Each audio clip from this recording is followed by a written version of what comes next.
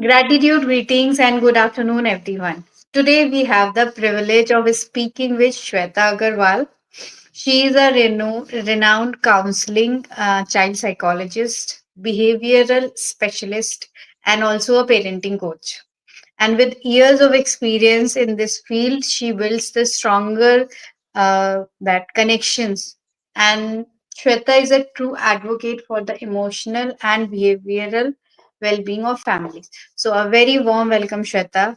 And today we will deep dive into her insights, her wisdom. Okay, How thank are you you? so much for having me over. And yeah, I'll just introduce myself. I am in this line Sure. since last 7, 8 years now, Mm. and I have my own early intervention center. But before entering this field, I think I was more into adult psychology, and then I realized that I think let me go deeper down, and this is how I went into drastically, I mean gradually I shifted to child psychology more because that was more interesting for me, and I thought that I can actually work with children, and I mean that is going to be better for me for understanding how child psychology works. Great. So, Shweta, what inspired you to become a child psychologist and parenting coach? And what has been the most rewarding part of your journey so far? Okay, to begin with, actually, child psychology is interesting because you first want to create your connection with your children, and when you are Right. working on that, you want to make sure that you are a best parent. Okay, so Hmm. every mother, I think, while bringing up their children, wants to be at a level when they have the best connection formed with their children, and their family environment is very nice. And this is how I Hmm. gradually shifted from parenting or taking adult children to child psychology, because I felt that this is where the area is needed more importance. Why? Because parents needs to understand why it is important to how it is important to bring their children up. Now when I'm dealing with children with special needs, I must tell you that what goes wrong here, not wrong I'll say, but what is the most difficult and challenging part for the parent is to accept that there is something wrong with their children. Okay, and if somebody tells me, and if somebody comes and tells me that it why don't the parent accept, because yes, it is Right. very very difficult for a parent to accept that maybe my child will be challenged throughout his journey of life, Hmm. and it is a very Hmm. difficult task for a parent to accept it. And the Hmm. other thing very concerning is parents also blame themselves, Right. thinking that maybe there is something wrong we did, and that is why our children have Hmm. issues. So let Right. me very clearly put this around that Hmm. children are a unique combinations of you know generations of family. It is not because what you have transferred that to your children. They are Hmm. made of almost kind of 400 personality traits, and that emerge throughout your journey in life. So parent Right. has nothing to do with it. And Hmm. also it is that children are not a blank slate, where you get to write something. Yes, you will Yes. have your Hmm. contribution definitely, Yes. and Hmm. you will shape their journey, you will mold it, but you are not the creator of their destiny. You will always be Right. there to guide them.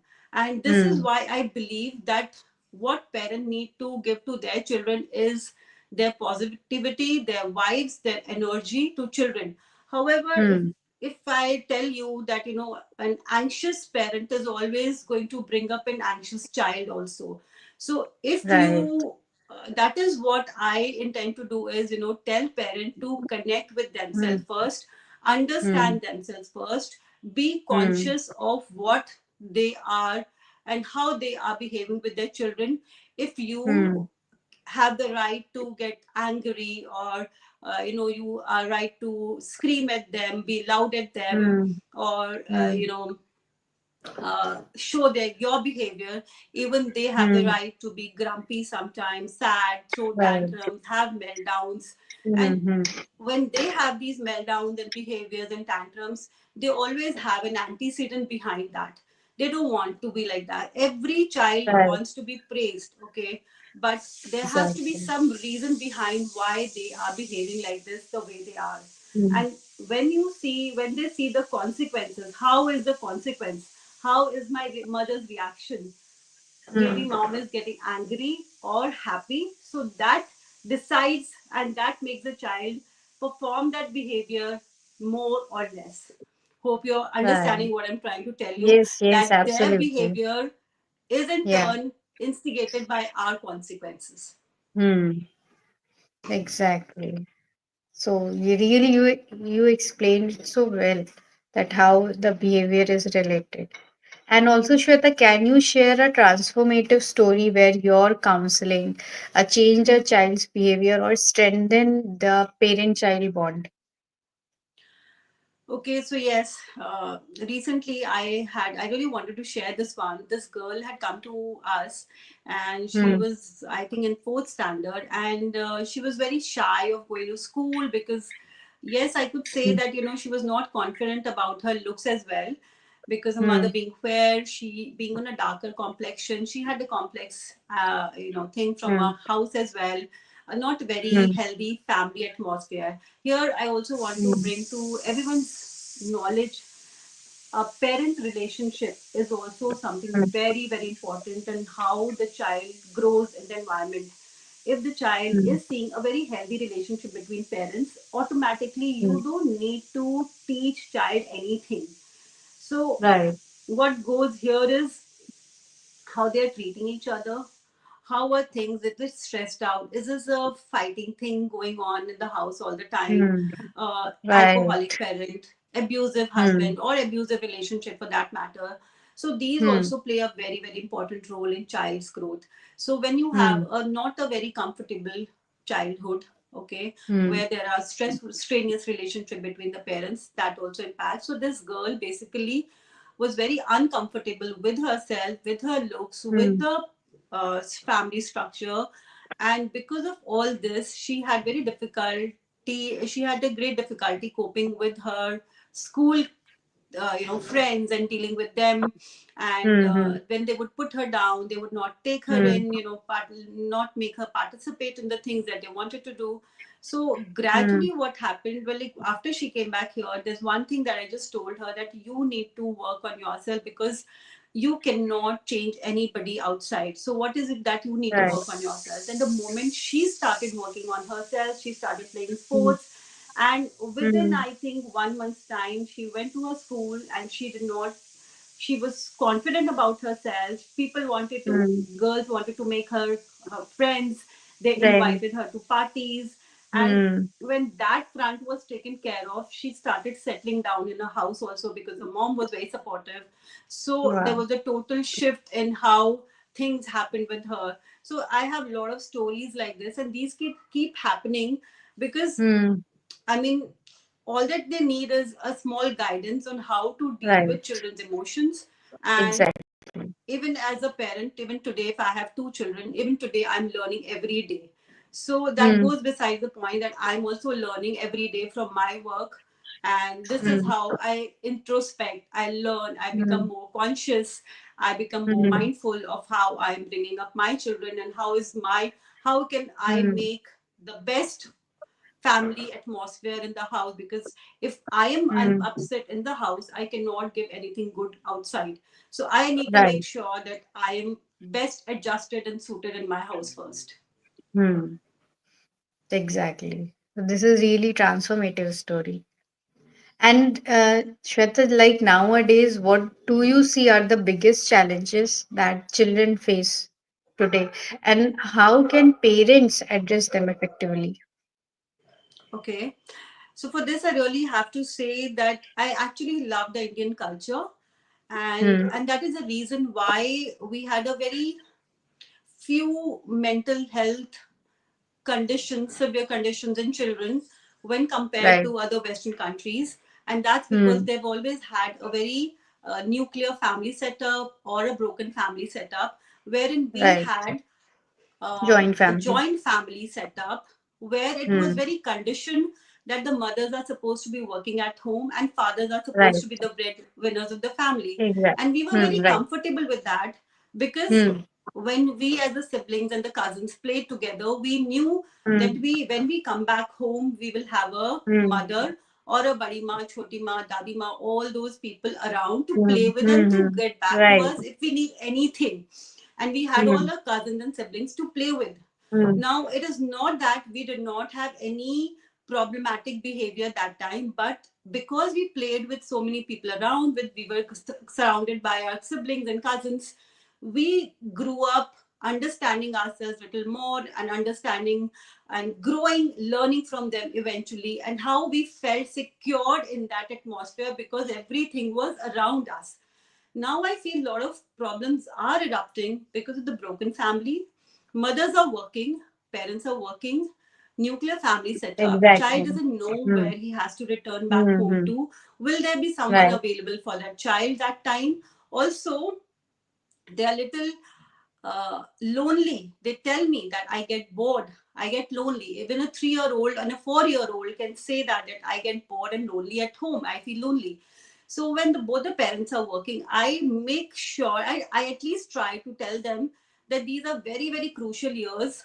You are earning for them, and then you are spending whole lot of money on the therapies and tuitions and sending them to various classes.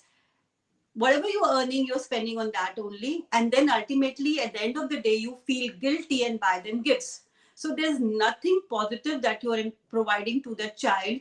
Rather, if you spend those 4 5 years, good 4 5 years or 6 years, maybe the initial 6 years, where the child does not have, the prefrontal cortex is not actually fully developed and they can understand emotions so well. So they need someone to take care of their emotions that time, and that is the time when parents are not available. So I always tell them it is best connect with your children first, spend their quality time, and make sure that they were giving a very healthy mindset to their children, because ultimately what is important is not the studies or anything else, but how they are emotionally and mentally strong. That is the most important thing. So I always, at least I try, so they quit their job for initial good years, enjoy their parenting, and then they can move ahead with their life further when they are totally settled on their own, totally taken care of. So this is what my advice is to the parents, that Indian culture, that's why I always say, was very, very good, where each of us at least felt secured, taken care of, being loved, pampered, everything together. So this is the biggest shift in I see, and that is the reason why mental health or the ASD or ADHD or other conditions in children are definitely on the rise. I think that is what I've briefed up. Right. And as a behavior specialist, what's one unconventional technique that you have used to help child overcome any difficulty or any challenges they are facing? Okay, so I'll again give an example here. I have a 2-year-old coming to me, and he's absolutely fantastic with us. I mean, he'll follow instructions, he will do as we want him to do. And when he goes home, he is always throwing tantrums and he's being stubborn. So, as a behavior specialist, see, if the child is coming to me, I don't know why is he doing it. Why is he absolutely fine here and is he Right. doing throwing tantrums and Hmm. things like that there? And the parents are Hmm. also like, taken aback. How is he performing so well here?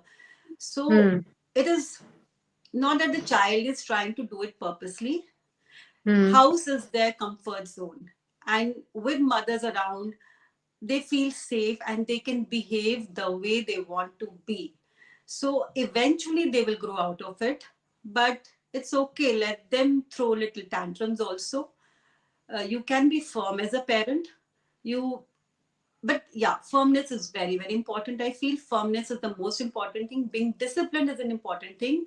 Pampering is also good, loving is also good, but you have to set your boundaries also when you are raising children, bringing up children, I would rather say. when you're bringing up children or you're guiding them or supporting them, it is very important for you to be firm. So yes,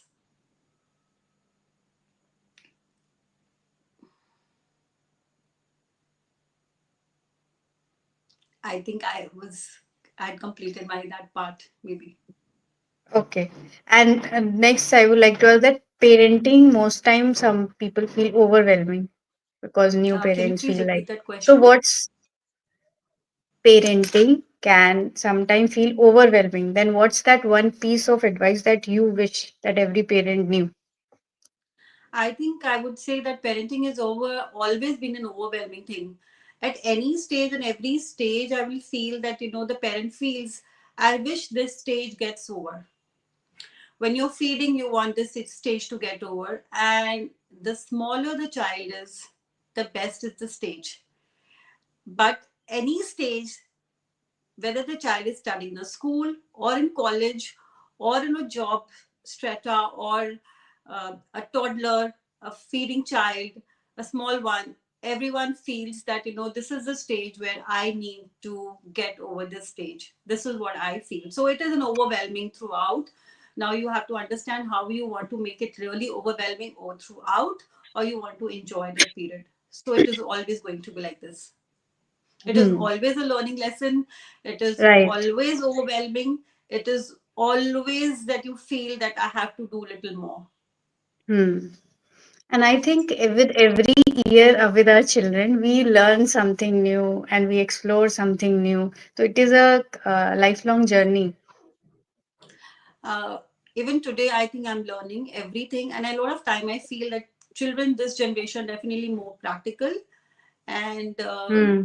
yes, I feel I feel see that with my children as well. I feel they're more practical and they are Hmm. able to make me understand a lot of things. So I'm also constantly, it's give Hmm. and take. It's never like I only take and I only give. It's always a give and take situation Hmm. and condition and a relationship, I would say, Hmm. because we are constantly learning from them. We are also trying to give what I have or what we have, and constantly Hmm. taking from them. Hmm. Right. And what role does emotional intelligence play in raising well children? I did not get you. What role does emotional intelligence play in raising children?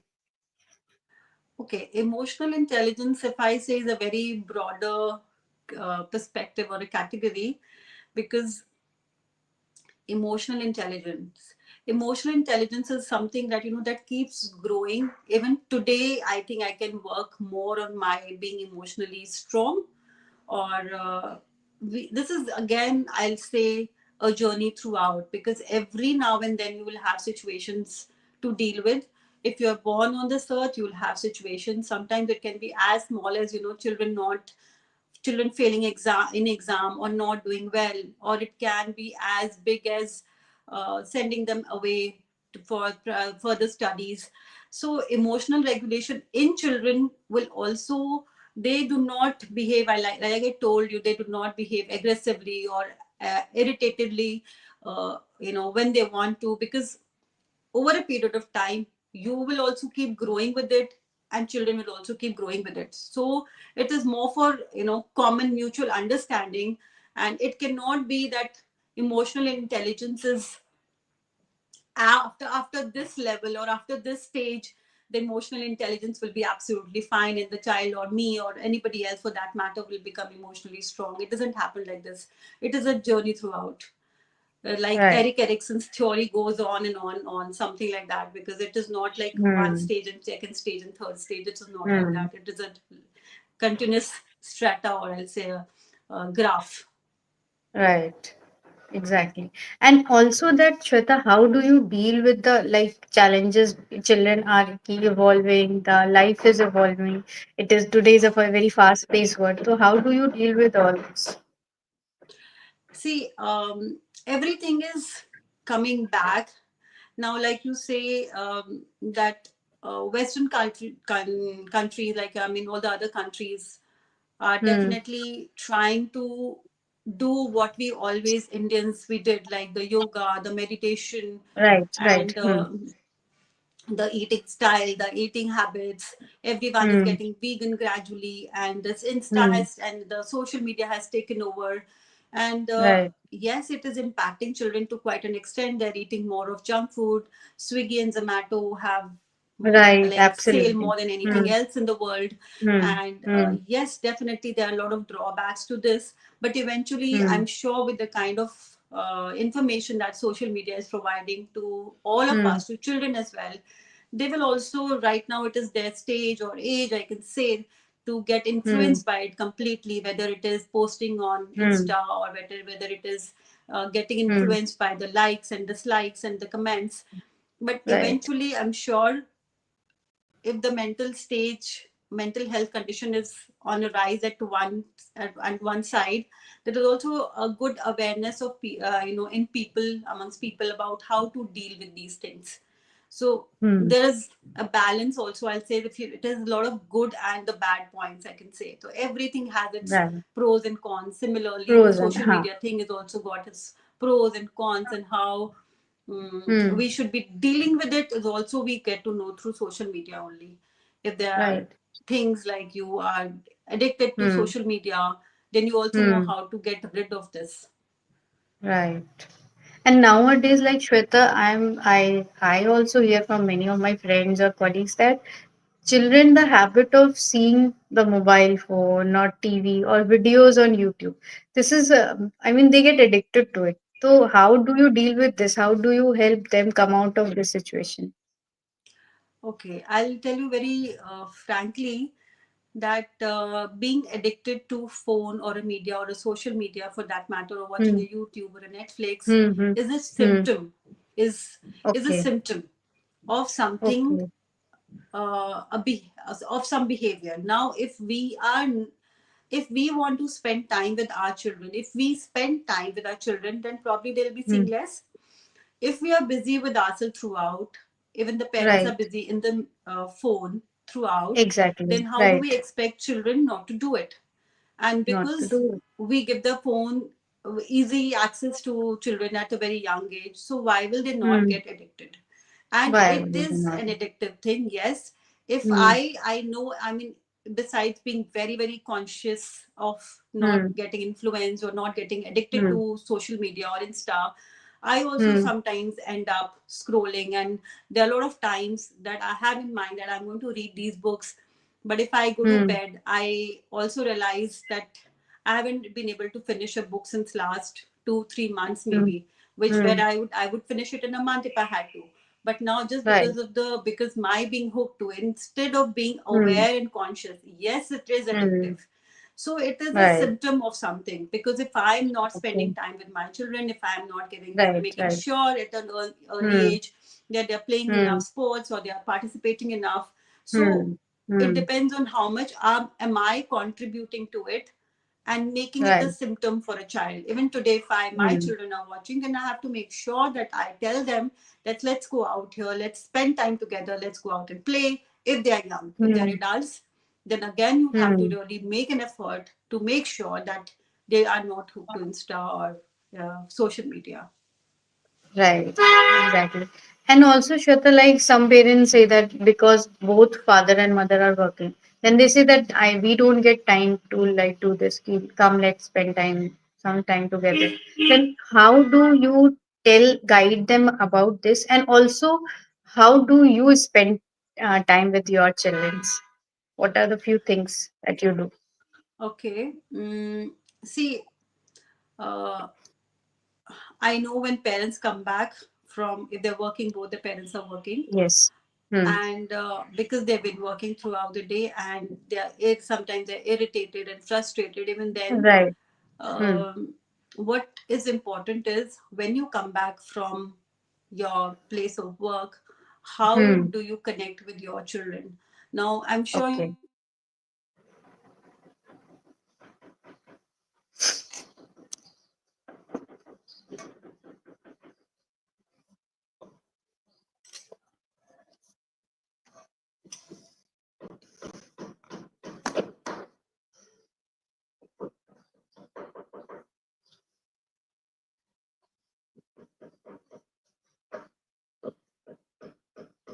this.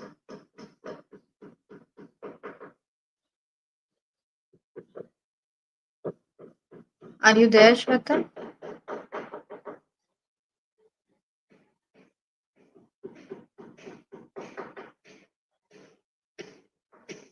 You can leave and then join back again, Shweta.